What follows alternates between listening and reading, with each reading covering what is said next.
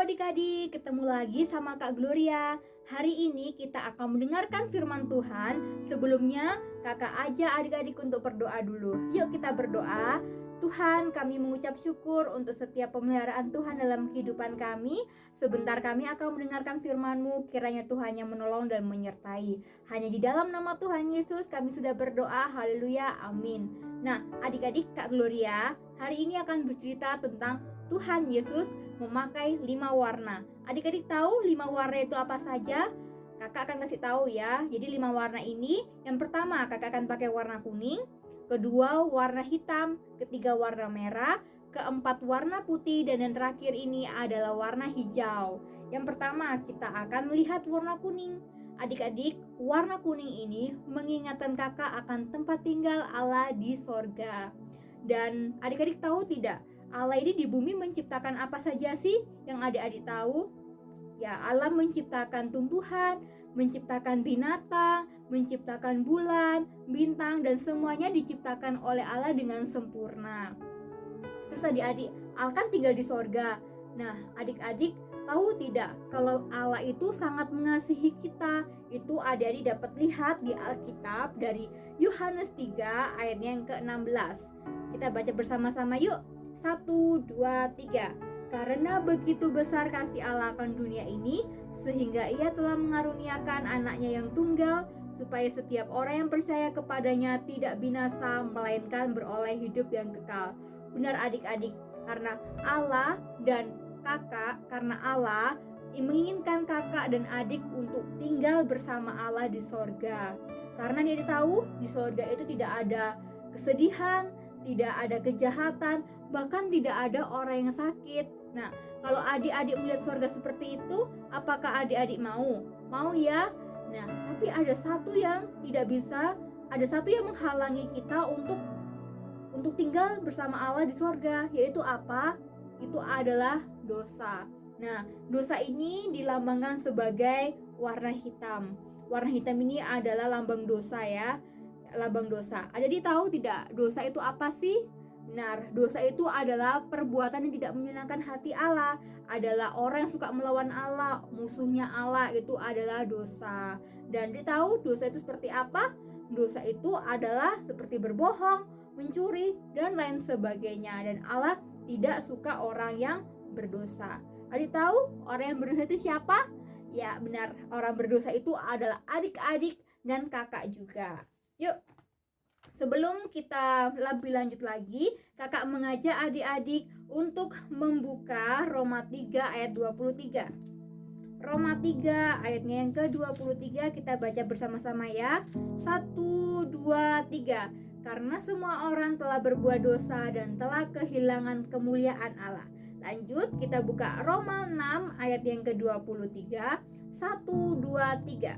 Sebab upah dosa ialah maut, tetapi karunia Allah ialah hidup yang kekal. Selanjutnya kita akan buka di dalam Mazmur 50 ayat yang ke-6. Mazmur 50 ayatnya yang ke-6. Bentar ya. Yuk. 1, 2, 3. Langit memberitakan keadilannya, sebab Allah sendirilah hakim. Ya adik-adik, benar. Allah itu adalah hakim yang adil. Selanjutnya kita akan buka di dalam 1 Petrus 2 ayatnya yang ke-24a. 1 Petrus 2 ayat yang ke-24a. Kita baca bersama-sama. 1, 2, 3.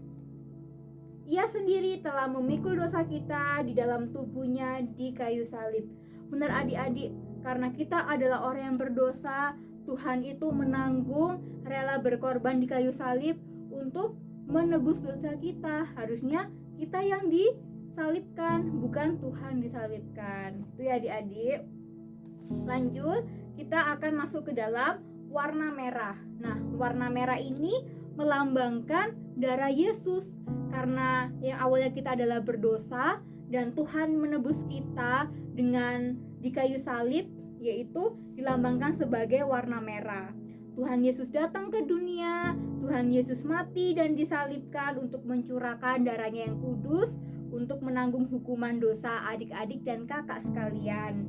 Dan adik-adik, yuk kita buka dalam 1 Yohanes 1 Kita buka ya, 1 Yohanes 1 ayatnya yang ke-7. Ayatnya yang ke-7. 1, 2, 3. Tetapi jika kita hidup di dalam terang, sama seperti Dia ada di dalam terang, maka kita beroleh persekutuan seorang dengan yang lain. Itu ya. Itu ayatnya yang ke-7. Tuhan Yesus adik-adik menderita menghukuman di kayu salib, yaitu Dia mati, dikuburkan dan bangkit pada hari yang ketiga. Lalu Tuhan Yesus hidup kembali, menampakkan kepada muridnya, menunjukkan bekas luka-lukanya. Tuhan Yesus melakukan semuanya itu untuk adik-adik dan kakak. Itu ya. Nah, sekarang kakak mau tanya. Sekarang apakah adik-adik percaya kalau Tuhan itu mati di kayu salib, menanggung hukuman dosa adik-adik dan kakak, sehingga dosa adik-adik dan kakak dihapus? Ya, adik-adik percaya ya.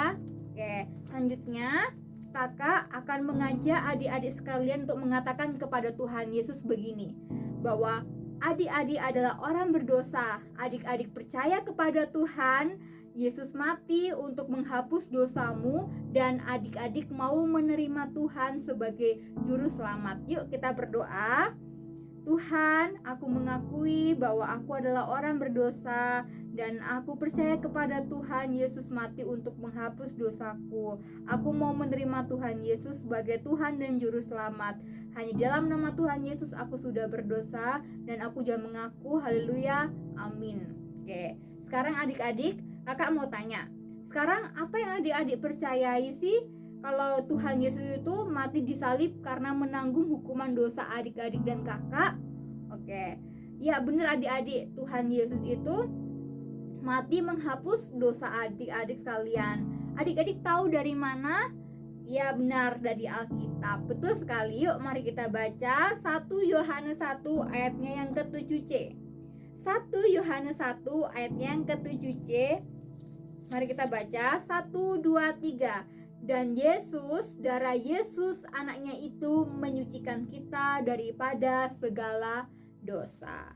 Oke, sekarang kita akan masuk ke dalam warna putih. Adik-adik tahu ini warna putih karena Yesus telah menanggung hukuman dosa adik-adik dan kakak di kayu salib. Ini adalah lambang warna putih. Itu lambangnya mengingatkan kakak akan hati kakak yang hitam tadi sudah dibersihkan oleh Yesus, oleh darah Tuhan Yesus yang tercurah di kayu salib. Satu lagi, bahwa janji Allah kepada adik-adik dan kakak bisa kita lihat di dalam Yohanes 1 ayat 12. Yuk kita buka yuk.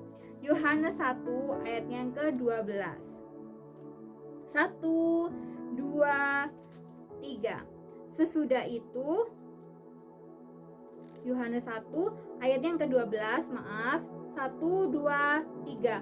Tetapi semua orang yang menerimanya diberinya kuasa supaya menjadi anak-anak Allah, yaitu mereka yang percaya dalam namanya. Tadi adik-adik sudah percayakan bahwa Tuhan Yesus telah menebus adik-adik dari hukuman dosa. Sekarang kakak mau tanya, apa yang Allah janjikan kepada orang-orang yang percaya kepada Tuhan Yesus? Yaitu menjadi anak-anak Allah.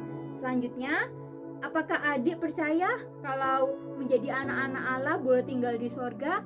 Tapi belum sekarang, karena kakak dan adik sekalian masih hidup di dunia ini. Dan adik-adik tahu bagaimana kalau berbuat dosa lagi, karena adik-adik dan kakak bisa memilih untuk melakukan yang jelek, tidak disenangi oleh Tuhan Yesus. Apa yang adik harus lakukan? Ya, adik adalah meminta maaf dan mengakui kesalahan di hadapan Tuhan Yesus gitu. Tuhan Yesus berjanji, itu ada di dalam 1 Yohanes 1 ayat yang ke-9. Yuk kita baca 1, 2, 3. Terang yang sesungguhnya yang menerangi setiap orang sedang datang ke dalam dunia. Itu ya adik-adik, Tuhan Yesus itu akan mengampuni segala dosa kita, dan Tuhan Yesus akan menyertai adik-adik dan kakak. Itu ada di dalam Ibrani 13 ayat yang ke-5c. Ibrani 13 ayat yang ke-5c. Karya. Yuk kita baca 1, 2, 3. Aku sekali-kali tidak akan membiarkan engkau, dan aku sekali-kali tidak akan meninggalkan engkau. Itu adalah firman Tuhan dari Ibrani 13 ayat 5c. Dan kakak mau tanya, berapa lama lagi sih Tuhan Yesus akan bersama dengan adik-adik? Ya benar adik-adik, Tuhan Yesus akan bersama dengan adik-adik dan juga kakak selamanya. Dan itu masih lama, masih lama di dunia ini. Dan selanjutnya kita akan masuk ke dalam warna hijau. Nah, warna hijau ini warna hijau itu mengingatkan kakak akan tumbuhan yang hidup terus bertumbuh. Demikian pula dengan Tuhan Yesus yang ingin adik terus bertumbuh untuk mengenal dengan cara membaca Alkitab, melakukan dalam kehidupan sehari-hari, terus apalagi berdoa, beribadah, dan bercerita tentang Tuhan Yesus gitu. Dan sekarang karena Tuhan Yesus sudah mati untuk menghapus dosamu, untuk menghapus dosa-dosa adik, apa yang adik mau katakan kepada Tuhan Yesus?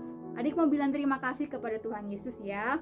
Dan sekarang adik boleh katakan terima kasih kepada Tuhan Yesus sekarang. Yuk katakan terima kasih.